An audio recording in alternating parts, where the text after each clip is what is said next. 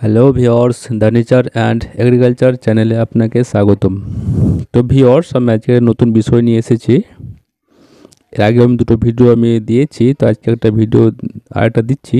সে বিষয়টা হচ্ছে আমের গুটি ধরার পর পরিচর্যা কীভাবে করবেন এবং আম গাছের গুটি সেট করার উপায়, যাতে আপনার আম গাছের গুটিটা ঝরে না যায়, আমি সেই সম্বন্ধে আজকে আলোচনা করব।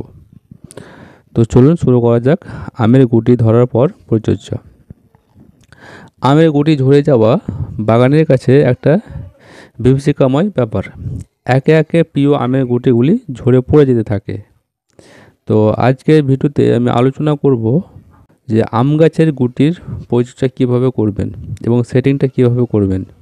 তবে একটা কথা মনে রাখতে হবে, গাছে যদি প্রচুর গুটি আসে সেই ক্ষেত্রে সব গুটি কিন্তু দাঁড়াবে না, কারণ গাছে যতগুলো ফল রাখতে সক্ষম তার থেকে বেশি পরিমাণে ফল ধারণ করতে পারবে না।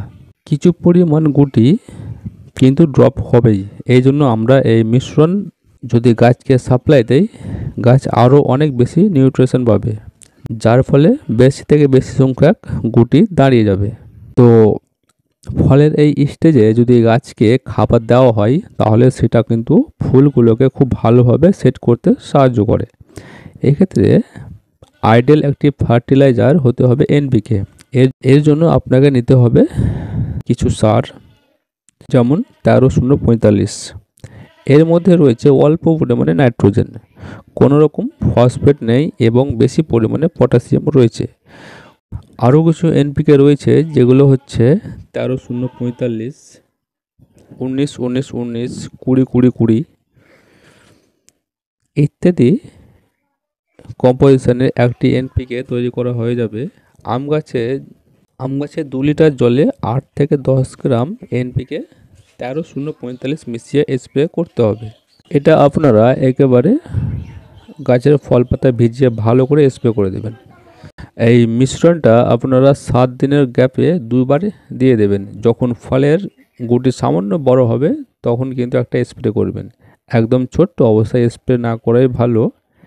এটা 2বার স্প্রে করলে ফল ঝরে পড়ার সম্ভাবনা খুব কমে যাবে। এবারে গুটি ঝরা রুখতে আম গাছে পিজিআর স্প্রে বা কি পিজিআর ব্যবহার করবেন, আমি সেই সম্বন্ধে আলোচনা করব। গুটি স্টেজে আম গাছে পিজিআর প্রয়োগ করলে গুটি ঝরে পড়ার সমস্যা অনেকটাই কমানো সম্ভব হয়। এক্ষেত্রে সবথেকে কার্যকারী একটি পিজিআর হলো বায়ার কোম্পানির প্ল্যানোফিক্স। এটা কি ডোজে এবং কিভাবে স্প্রে করবেন চলুন দেখানো যাক। এর ডোজ হলো প্রতি লিটার জলে আমরা মোটামুটি 4 থেকে 5 ফোঁটা প্ল্যানোফিক্স মিশিয়ে নেব। এটাকে একদমই ওভারডোজ করবেন না।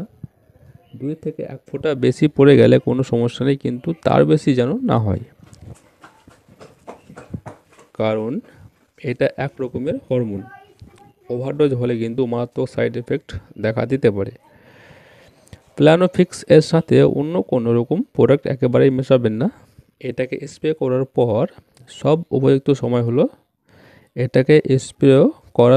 সব থেকে উপযুক্ত সময় হলো সকালবেলা, অর্থাৎ রোদ ওঠার আগে। বেশি রোদে এটা স্প্রে করলে কিন্তু রেজাল্টটা ভালো পাওয়া যাবে না। তো ভিউয়ার্স, এই ছিল আজকের ভিডিওর আলোচনা। যদি ভিডিওটা আপনাদের ভালো লাগে অবশ্যই একটা লাইক করবেন এবং বন্ধুদের সঙ্গে শেয়ার করবেন। আর যারা এখনও অবধি আমার চ্যানেলটি সাবস্ক্রাইব করেনি, তারা অবশ্যই চ্যানেলটিকে সাবস্ক্রাইব করে রাখবেন পরবর্তী ভিডিও পাওয়ার জন্য। তো শুভ দিন, ধন্যবাদ।